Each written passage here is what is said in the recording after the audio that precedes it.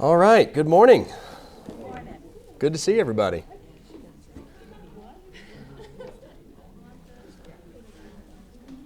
All right, so we're in 1 Corinthians chapter 1.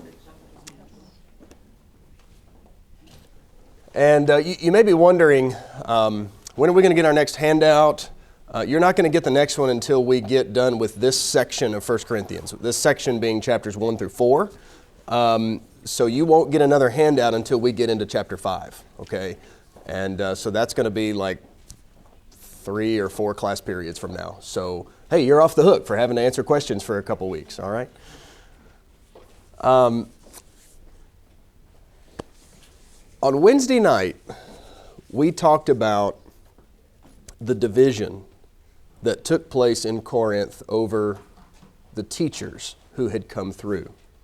And I want to remind you of 2 things, 2 great errors that the Corinthians had made. And I said that those errors were, number 1, they misunderstood the nature of the gospel. Apparently, they just thought it was another kind of human wisdom that men had devised, and it's there on the same level as the writings of Plato and the works of Socrates and so forth. You know, men came up with this wisdom, and Paul is just the latest of the preachers to come through the Greek territories and start preaching this philosophy that he has devised, okay?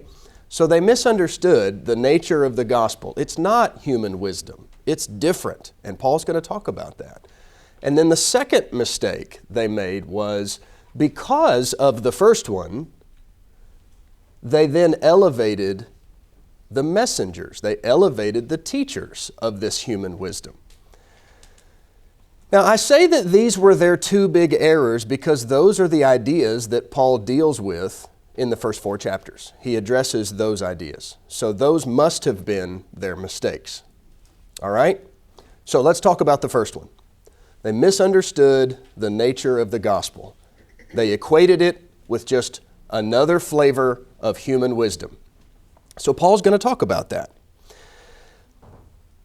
After he brings up this division that exists among them in verses 10 through 16 of chapter 1, he brings up this report from Chloe's people or Chloe's household. We talked about this, that he had been made aware of this division, and he brings that up in verses 10 through 16, and then beginning at the end of verse 17, but really beginning in verse 18, he's going to start to deal with that first mistake. All right? So look at verse 17. Christ did not send me to baptize, but to preach the gospel. So we talked a little bit about that on Wednesday. What did he mean by that? But I want to emphasize the second part of verse 17. He sent me to preach the gospel, not in cleverness of speech. That's what the Greek people were interested in. That's what they wanted. They were impressed by these orators and these spokesmen who would come through town, and they would, use very lofty language and use big words that nobody knows. And people say, oh man, these guys are just so smart. I mean, we can't even understand half of what he's saying. He must be really smart. So I'm going to align myself with the latest and greatest and, the smartest teacher who's come through town. And Paul was that latest and greatest thing. So the Corinthians, they were listening to Paul, they became converted, and then they started to elevate the Apostle Paul. He says, I didn't come to preach with clever speech. But there's a contrast that's given here in verse 18. The word of the cross, which is what he was preaching, the word of the cross is foolishness to those who are perishing. It's not cleverness of speech. It's foolishness. It's considered to be foolishness, that is, by most of the people who hear it. So, Paul doesn't come into Corinth like so many of the other teachers did and try to impress people with his great speaking ability, with his dynamic language and his impressive vocabulary. That's not what he did. And he gives the reason why Oh, come on down to the front, guys. There's nowhere else to go. Come on down to the splash zone. I'll try not to spit on you too much. All right. Oh, Wayne, come on. Be nice. Be nice. All right, guys, we're in 1 Corinthians 1.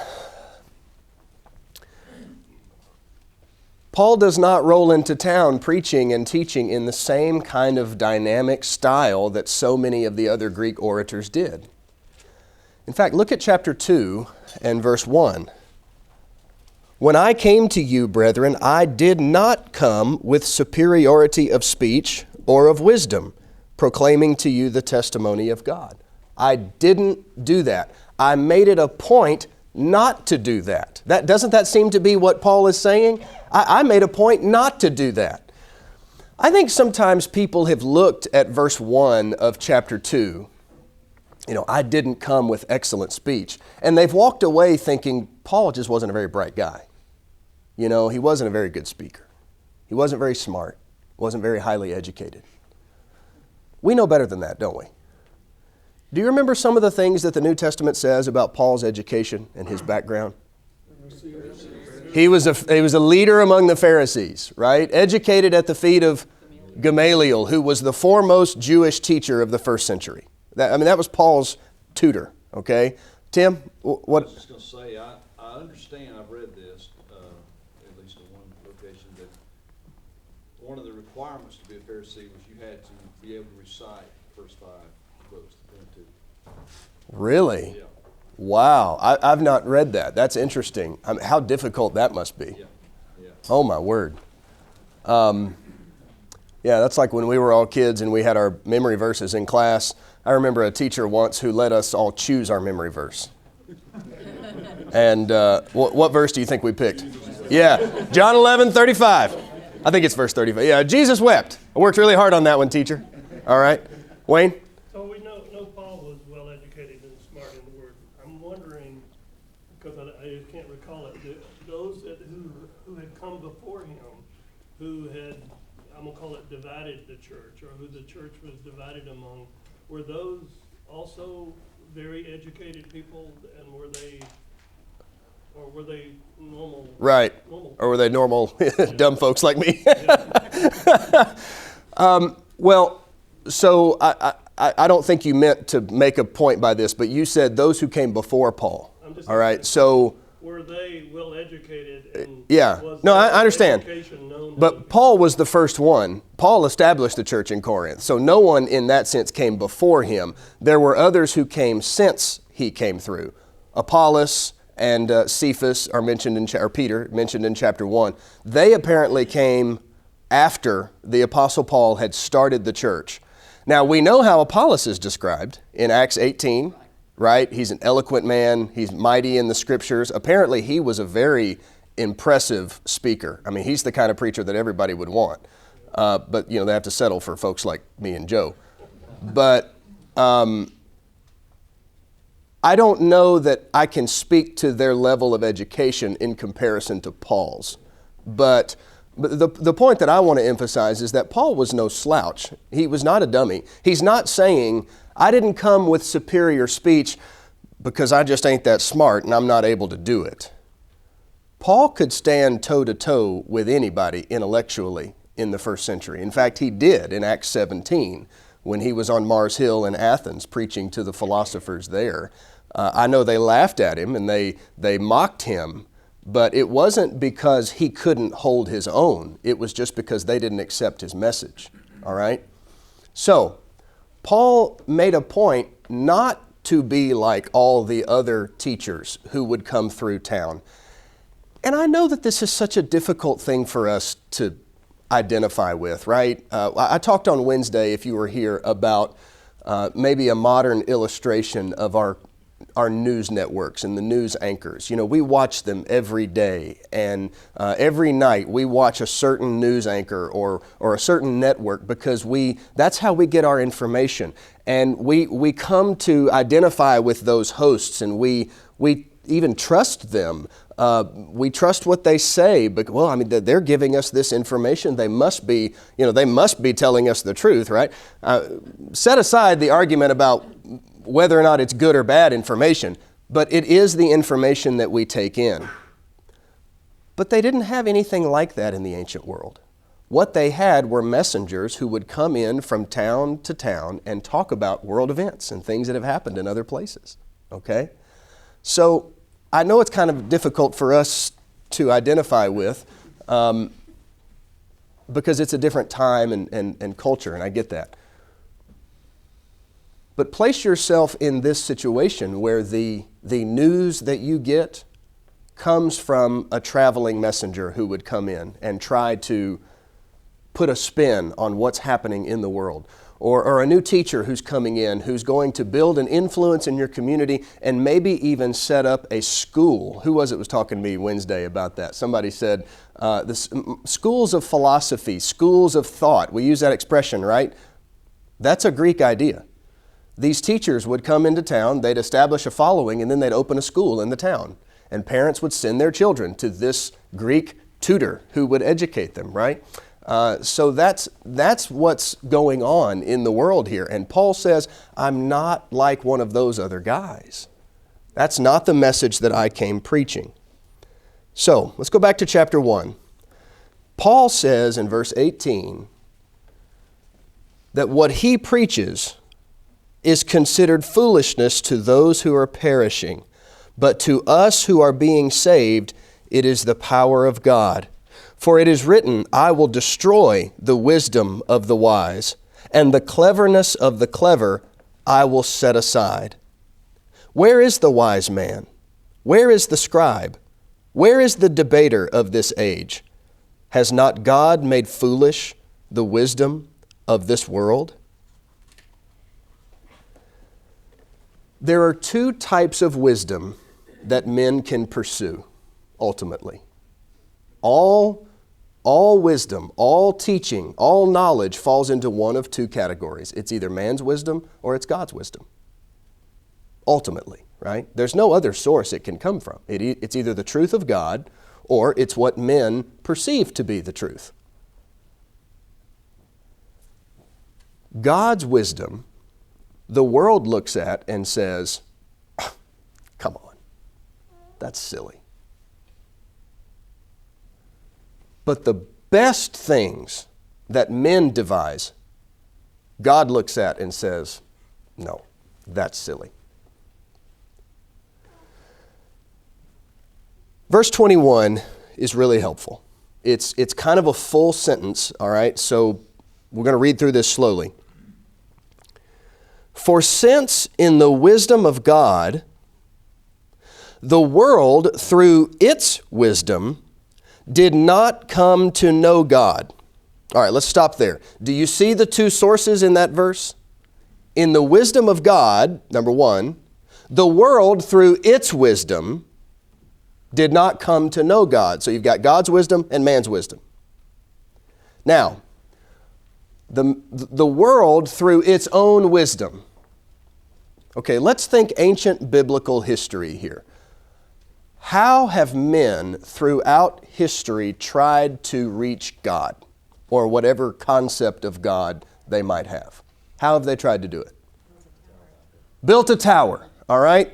So we're going to build a tower up to the heavens and, we're going to make a name for ourselves and this is going to be a great thing. Okay, so even that primitive story teaches us about man's concept of God. Where is God? He's up, okay? He must be up there somewhere, right? All the sun, the moon, the stars, all the great, powerful stuff is up there. That must be where he is, okay? So let's build a tower. Let's go up to him. Let's go meet him. You see that also in the Old Testament. It talks about the high places a lot. The high places. You read that a lot in the Kings and the prophets. High places were places of worship, usually up on mountains. Why did men go up into the mountains to go and worship on a high place? To get closer to the God who is up there. All right? So you go to these higher planes so you can go up to meet God, as it were. Okay? All right? What is another form of worship that men devised in their efforts to know God and reach God? Idols? Idolatry. Yeah. So let's take a tree or silver or gold and let's fashion it in the likeness of the God that we think we're worshiping. Okay? And that is as old as some of the earliest books of the Old Testament, right? Certainly as old as the book of Exodus. The Egyptians were doing that. And I'm sure that it's even in Genesis, actually. There's stories in Genesis that talk about people having idols. So this is the best that man can do in its wisdom to try and know God, to come to know God. So look at the verse again, verse 21. The world through its wisdom did not come to know God. That's what they were trying to do. In all of those efforts of primitive worship and idolatry and high places and all of those things, men have had this understanding that out there somewhere is God in some capacity. We must find a way to commune with that God or that deity somehow. How can we do that? And what are some of the things that God says about idolatry in the Old Testament? Some of the more funny things. In Isaiah, he says, it's stupid. I mean, Isaiah even sarcastically kind of talks like this. He says, okay, so let's do this, Israel. Why don't you guys go out and cut down a tree and then take some tools that you created and then carve it and whittle it and smooth it out and, make sure you give it a flat base so it'll stand up and not fall over. It's kind of bad when your God falls over, right? We don't want that. So you've created this thing, and then you will bow down to it and ask it to answer your prayers. Real smart, guys, right? But that's the best that men did. This was their best effort to try to know God. And of course, they failed miserably. Wayne? One thing he mentions in the next verse there is that Jews demand miraculous signs. Yeah. Hang on. Okay. Anything else about verse 21, where you've got these two separate ideas, God's wisdom and man's wisdom? Do you see that distinction that I'm making, or the Holy Spirit's making? You see that? Okay. Now let's finish the verse. God was well pleased through the foolishness of the message preached to save those who believe. Wayne, we're coming right to your comment. You don't have to. No, I want to. That's where I'm going next. But does God ever do things in ways that surprise us? Absolutely. All right, can we name some? And I mean from the Scripture. I'm not asking for a personal, kind of story necessarily, but from the Scripture. Gideon, Judges 7. Right. Oh, so tell us what happened. Well, like separating a big army down to a little tiny one by people, how they're going to drink out of the water. Yeah. And then to take that small army of people, and they don't even have to fight. They just take some torches and some clay pots and smash them on the ground and scream. And they beat the Midianites. What? Okay. What are some other stories where God kind of puts things upside down and does things in ways we don't expect? Walking around the city that collapses the walls. Okay. Yeah.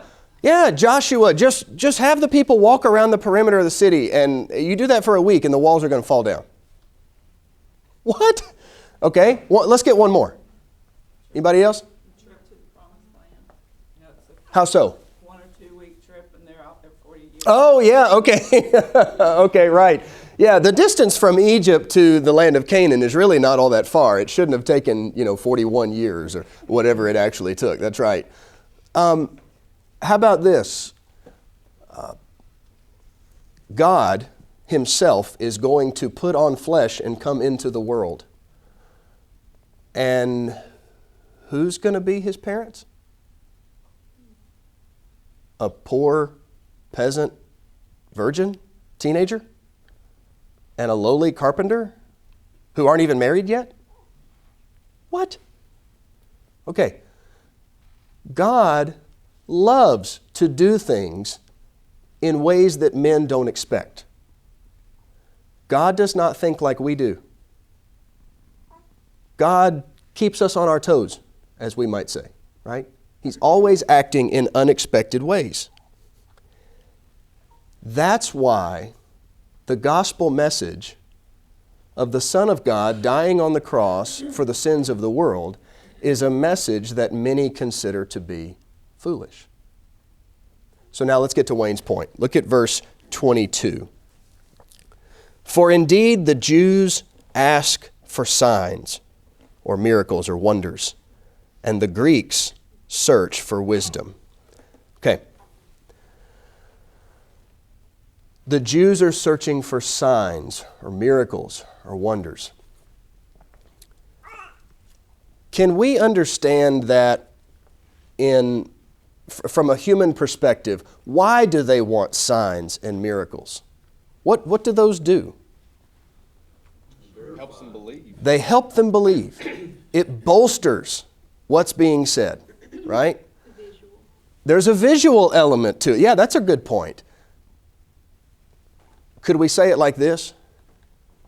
Miracles, in this sense, I'm not speaking generally. Miracles have their place for sure. God used them to confirm the messages that His apostles were preaching and so forth. But don't miracles, to a degree, cater to our desire to know something for certain and to have no doubts about it? Well, if I can just, you've heard atheists say things like this. Well, God, if you would just show me that you're out there, then I'd believe in you. Well, what do you expect Him to do? Well, if He would just blow the roof off of my house or something and then speak to me and say, that was God. Well, then I would really believe, or if God would manifest Himself, if He would prove Himself to me, maybe that's the better way to say it. If God would prove Himself to me, then I would believe in Him. Any problems with that kind of idea? All right, that's walking by sight, isn't it? Yeah. In Old Testament scripture, it's filled with people speaking to God, asking for a sign, and so on and so on. Yeah, sure. So, and again, this is not to say that miracles are a bad thing and we don't need them. Certainly not. But think about the miracles Jesus performed. Jesus didn't feed the 5,000 with bread so that they would learn that He was capable of producing bread with the snap of His finger. That wasn't the purpose behind the miracle, right? What was the purpose? To point them to who He is. You might see the miracle of eating the bread or making the bread out of 5 loaves and 2 fish, and you might be astounded at the miracle. But that miracle is intended to point you to something else, which is, I'm the Son of God. And this is how I can prove that. This is one way that I can show you. If I have the power to do this, think about what else I have the power to do. Think about who I am. So the Jews are saying, show us something. And they said this to Jesus all the time. Give us a sign, we'll believe who you are. What did the Greeks want? They wanted something that made sense according to human wisdom and logic.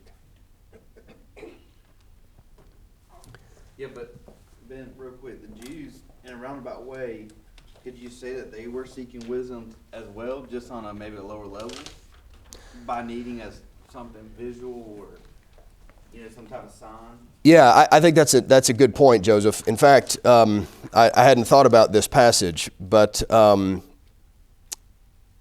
kind of talks about that. I'm not going to take the time to turn to it, but in Romans 10 and 11, Paul kind of talks about that a little bit, that the Greeks were trying to establish their own, the Jews rather, were trying to establish their own righteousness, and they were doing that according to how they understood things and how they thought about things. So yes, to a point, you're absolutely right. If the gospel had been something that just intuitively made sense, and it was simple, and it needed no kind of mental gymnastics to really get, then the Greeks would not have been all that impressed with it. Think about it like this. Okay, so you're telling me I'm a Greek. You're telling me that there's this Jewish guy who lives hundreds and hundreds of miles from here, and everybody turned against him and they killed him in the same way that they've killed thousands and thousands of people. But you're saying that that guy and his death somehow removes the sins of the world. That doesn't make a whole lot of sense. Does it? It's nonsense. Yeah.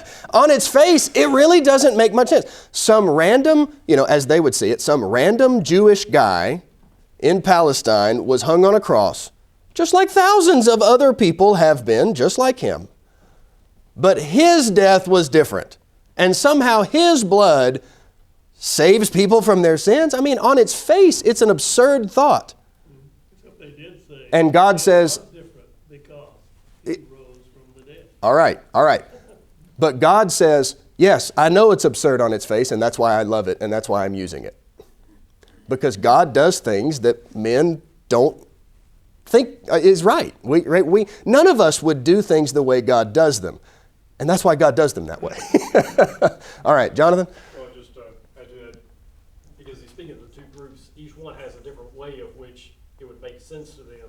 Jews perhaps with the background, of taking Canaan and everything else, and crossing Jordan, Yeah. all that stuff. They're coming from that background. What makes sense to them? The Greeks, this makes sense to them. And to your point before that about it's coming from, something completely different, to which just even more proves, even though they don't realize it in a sense because they're coming from their perspective, it actually proves the point that this is from God, because it's not from taking their own background, which is a little bit counterintuitive in a sense. So God doesn't cater to either group, Right. and what their desire is. Yeah, that's exactly right. So, why is this a problem for the Jews and for the Greeks? Verse 23, Paul says, we preach Christ crucified, to the Jews a stumbling block, and to the Gentiles foolishness. But to those who are the called, both Jews and Greeks, Christ the power of God and the wisdom of God. The Jews had a certain concept of what their Messiah would be. What do you think that concept was? What were they expecting the Messiah to be? Royalty. King. All right. What else? Military type leader who's going to come in and throw off our shackles of Roman oppression.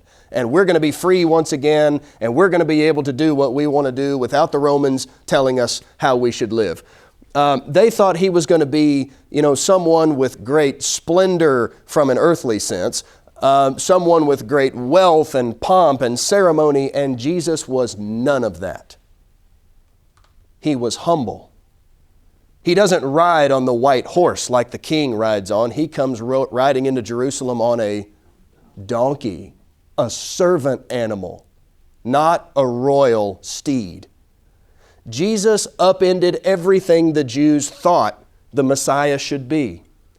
And to top it all off, he died. He died the death of a common criminal. And that's our king? That's our Messiah? I don't think so, said the Jews. That's not what we were expecting at all. And God says, I know. Exactly. I need you to have some faith. And what about these these Gentiles rather? What about these Gentiles? Okay, so you're saying that this Jewish poor man, again, was killed on the cross, and somehow his death was, what are you talking? That doesn't make any sense at all.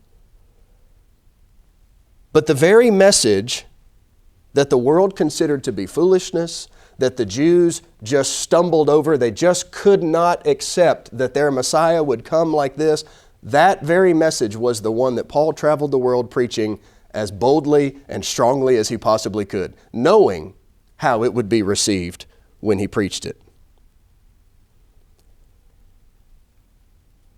Verse 25 summarizes this idea of the two wisdoms very well. Verse 25, because the foolishness of God is wiser than men, and the weakness of God is stronger than men. The foolishness of God. I'm going to say this kind of tongue-in-cheek, but even when God intellectually has a bad day, his bad day is still better than man's best day. You see that? You see that in the text? Is that kind of how you understand that? God at his dumbest moments is still far superior to man at his brightest moments. All right? And the weakness of God is stronger than God at his weakest is still far stronger than any man at his best. So, Corinthians, stop analyzing the gospel that I preached. Stop thinking about the gospel that I preached in the same way that you think about Socrates and Plato and Aristotle and all of those other guys.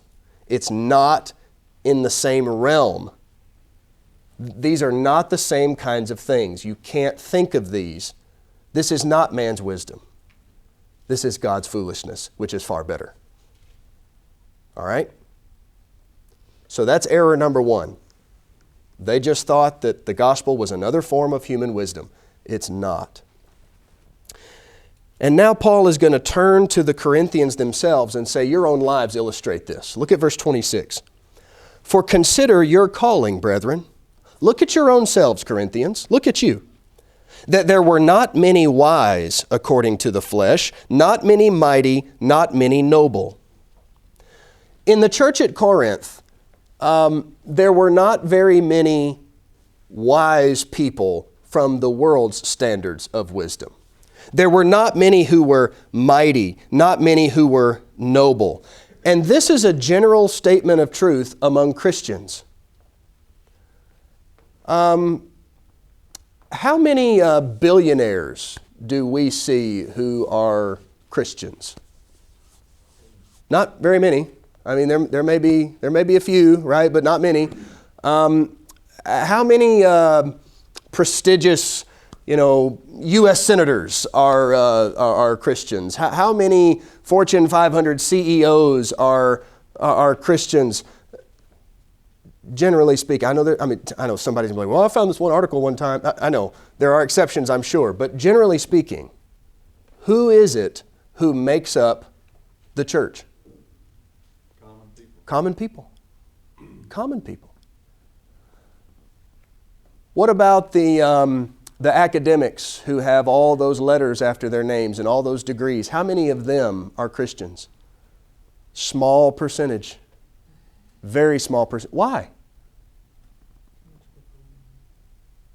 All right, Mary Gail says there's too much book learning, and that's right.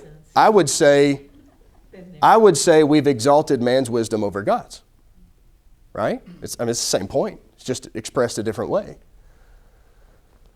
The gospel has always primarily appealed to regular people, common people.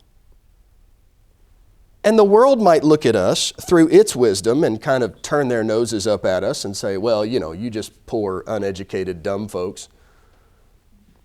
Okay, that's fine. It's been that way for 2,000 years. It's been that way ever since the gospel first began to be preached. But God has chosen the foolish things of the world. This is verse 27. God has chosen the foolish things of the world to shame the wise.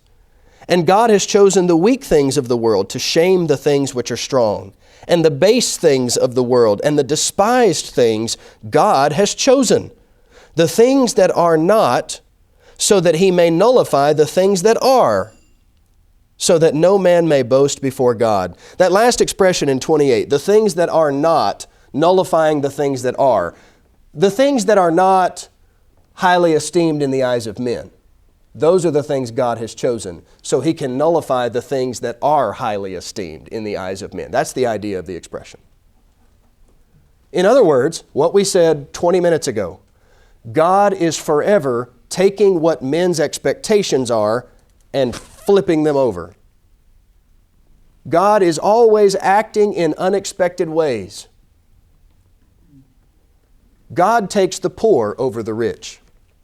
He takes the commonly educated over the overly educated. God takes the weak over the strong. He takes the humble over the proud. God does everything opposite of what the world would expect and what the world wants. All right?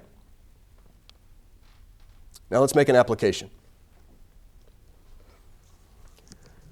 Two men, visitors, independently of one another, don't know each other. They come into our foyer looking for a place to worship.